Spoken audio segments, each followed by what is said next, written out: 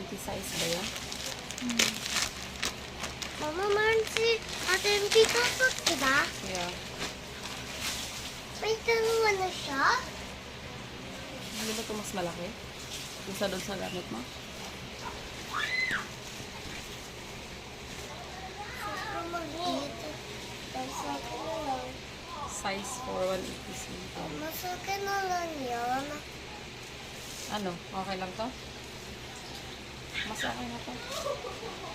Kasi pag malaki, pwedeng i-repair. Pag maliit, yun ang problema natin pag maliit. Tapos patay na. Malaki lang pa, ang laki ng pansin.